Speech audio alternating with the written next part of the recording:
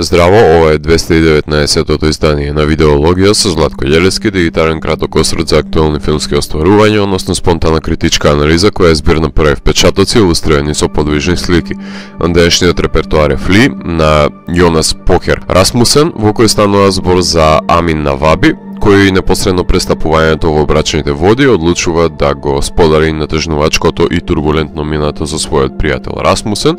кој има намера да документира аудиозапис од доаѓањето од Авганистан до Данска, за да ги сподели своите тегоби и да го информира својот партнер Каспер, со кого треба да избере да живее во куќа во периферија, насреде природната идила до крајот на животот. Во воведниот дискурс се дебатира за дефинирањето на терминот дом, доаѓајќи до заклучокот дека дом е фиксирано место, кај што се чувствуваш безбеден, локација, односно кров над глава кој не е привремен. Дом е куќата во која е израснал во Кабул, дом е и станот во Копенхаген, дом е и идната приградска куќа, меѓутоа кога војната ќе ве протера од родното огниште за да преживеете, тогаш таа куќа престанува да биде дом и се претвора во руина, врз која што војната ги остава своите лудачки отпечатоци. Реверзибилен флешбек филм кој е составен од навраќање на спомените од детството и од минатиот живот, кои не баш секојаш се детализирани, какви што се случиле, без прекумерна доза на вбризгување на фантазмагорични елементи и романтизирано носталгичарање по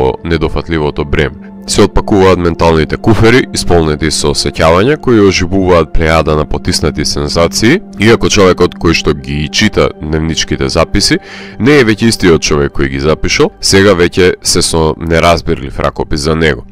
Секојаш ќе биде другиот, дојденецот во туѓата земја, но потребно му е ова катарзично, малтене терапевско себе промислување на глас, за да направи екзорцизам на траумите и остави простор за нови, убави спомени кои ќе му престојат. Да се биде младо момче во Авганистан, муслиман кој е хомосексуалец во едно прилично традиционалистичко општество, не верувам дека е склоп на определби кои му давале спокој од страна на околината на Амин и афинитетите кон Жан-Клод Ван Дам морал да ги чува во тајност, за да не биде, како што и самиот ќе напомене, срамот на семејството. Војната се засадува во 1989 година и започнува да ги фрактурира семејствата, действие подкрепено со извадоци за низините грозоморни текови од медиумите. Амин, момчето кое се облекува во фустаните на сестра му, Аминот бојкарот, станува Амин бегалецот, кој ќе ги согледа ужасите на војната. Москва е попатна станица до ветената Шведска, но таму ќе и вкуси инстанците и на беглата сиромаштија и на корумпираната полиција. Станот во Москва е затворска ќелија, а не дом, а условите за транспорт надвор од државата воопшто не се подобри, ниту пак хумани. Секое квалитетно филмско дело има способност на гледачот да му понуди непосреден поглед во туѓиот живот, од удобноста на домот или киносалата, да се согледа како живеат другите, низ кои патила поминале, за да се добие поразлично сознание за констатацијата што значи да се живее во нивна кожа. Така Амин го споделува срамот, кој го почувствувал додека биле пречекани од импозантниот норвешки брод и вратени назад, како и безпомошноста кога руските полицајци ја силуваат бегалката која била без пари за подмитување. За да биде успешно бегството, сугерирано му е на Амин да заборави на неговото семејство, да ги третира членовите како да се мртви, доколку не сака да биде препознаен дека не е тој што се представува на лажниот пасош, согледба која што се вткаила во менталниот ков, што и откако завршува во демократскиот свет, тој го потиснува фактот дека има браќа, сестри и мајка. Колку и да е ирационален стравот од враќање во завојуваниот Авганистан, тој тлее во Амин, создава јадеж кој не му дозволува на Амин да биде тој што е, па мора да глуми ново јас, да се дистанцира од себе си, што пак значи дека постојано ќе ги детерира сите негови релации, кои ќе ги воспостави со своите блиски, давајќи го во несигурност, несамодоверба. Дури и како возрастна индивидуа, тој бега од себе си, се крие зад стоицизмот, зад професијата. Непорекливо е дека многу трендови во модерниот филм, кои се фаворизирани на филмските фестивали, ги инкорпорира ова дело, а тоа е бегалската криза, иницирана од војна, како и вклучувањето на ЛГБТ субјектите во делото, но мал милион на филмови ги имаат овие предзнаки. Важно е како некој филм ќе се издвои од паграта, од планината на заборавливи фестивалски филмови кои нема и да добијат дистрибуција, а Фли ја има предноста во тој случај, не само по интимистичкото сведоштво, туку и поради несекојдневниот изведен амалгаму на форми, во чии поставености дури и има простор за coming of age и нишка. На документаристичкото рамниште филмот содржи и архивски видеоснимки од Афганистан, и за убавиот живот пред војната, како и за гадостите кои доаѓаат со неа, вклучувајќи и изјави од медиумите, а самиот процес на евидентирање на исказите на Амин за преживеаните бегалски трауми ги оправдува категоризациите на филмот од документарен аспект, кои се одлична референтна точка за создавање на цртежите за анимирање. Начелно, во поглед на 2D анимацијата, за пофала е тоа што за ликот на главниот субјект Амин не е употребена ротоскопија, туку создадени се цртежи, одлука на Кенет Ладекер, која е за пофалба, кој има учествувано и во создавањето на култниот Song of the Sea. Најпрвен десетина дански цртачи и клинапој артисти ги работеле цртежите, обидувајќи се да наликуваат на графичка новела пред да се пратат на боење во Франција. Немилите настани се скицирани хроматски, проследени со елегични жичени партитури, осликувајќи ги и ноќните мори за давењето на среден и успешната пловидба за Шведска. Која се европските анимирани филмови во прашање, недоволен број на фреймови и губитокот на флуидноста стануваат препознатливи ознаки кои го гнасат европскиот анимиран филм, на кој секогаш ќе биде чесен исклучок главен Винсент. Меѓутоа, кога се избира скратениот пат во процесот на анимирање, трпи делото, што стана несакана карактеристика која се должи и на малите екипи на аниматори, како и на лимитираните буџети, кои го оневозможуваат најмувањето на поголема екипа, која ќе може да преземе поголем товар од обврските за создавањето на мноштвото цртежи.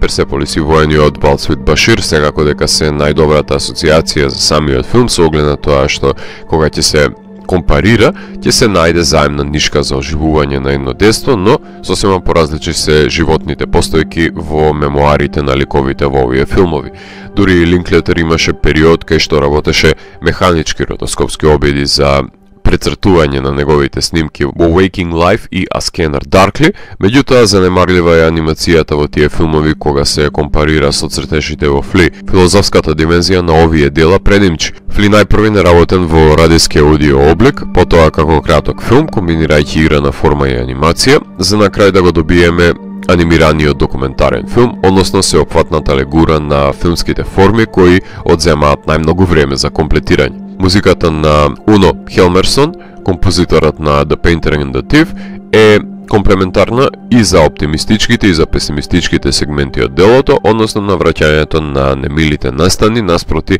светлата иднина, која содржи различен набој во самата оркестрација, меѓутоа не оди наспроти емоционалните квалитети кои цели да ги достигне. Монтажата на Јанус Билесков Јансен, монтажерот на Винтерберговите филмови, кој што комплетира едно прилично јасно и разбирливо пред се концизно драматуршко течение, кое вешто ги впрегнува и тековните поставености на ликовите, наспроти флешбек премотувањата од нивните животи, без непотребно да ја расплинува животната сага на излишни наративни клисури. Јонас започнува со документаристика во 2006 година, реализирајќи го филмот посветен на неговиот дедо, ценетиот дански писател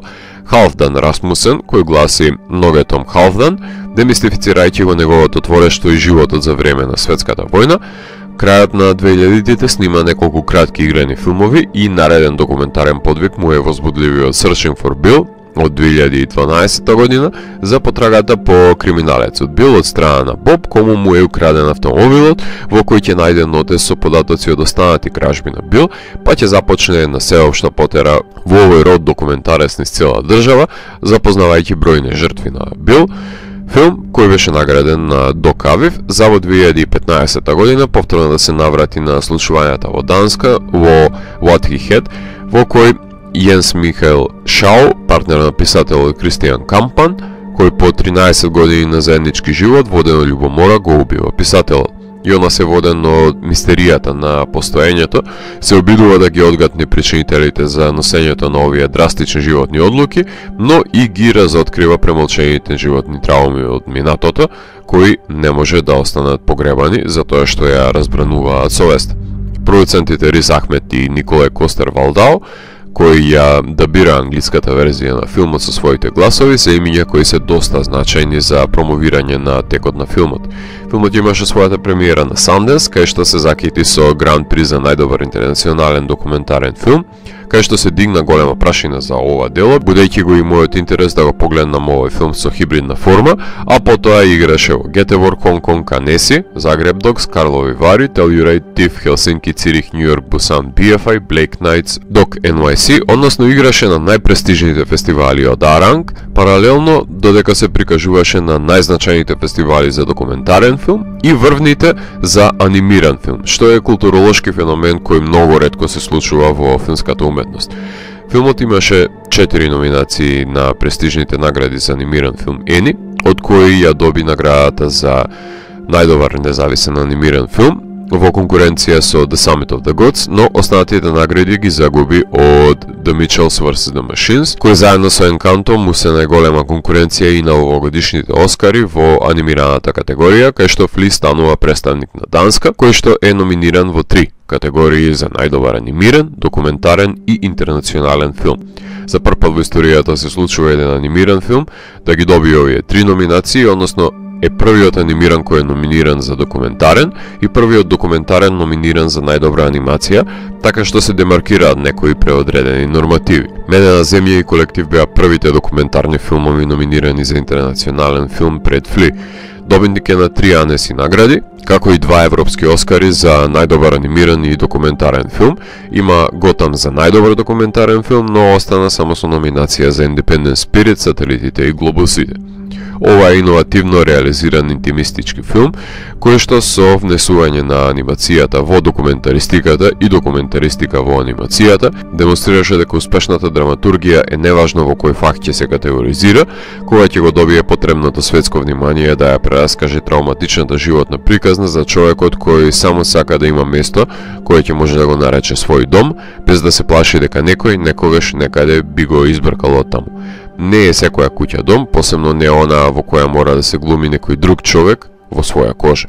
Ако морам да го евалуирам, тогаш Фли од мене има 4 од 5. Доколку ви се допадна 219-тото издание на дигиталната архива Видеологија, лајкувајте го видеото, споделете го и следете го каналот. Последете и поснатите рецензии на виртуелната порица. Ви благодарам за вниманието. Поздрав!